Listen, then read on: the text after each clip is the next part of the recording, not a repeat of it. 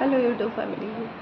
तर बघा आज मी दवाखान्यामध्ये सलाईन वगैरे लागलेली आहे आणि दवाखान्यामध्ये ॲडमिट आहे.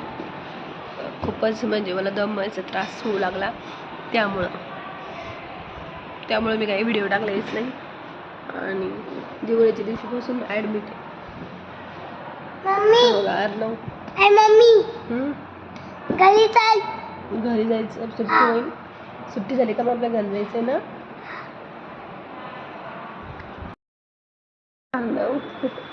काय करतो रे? इकडे बघ. असं का सार नाही बाबा यो.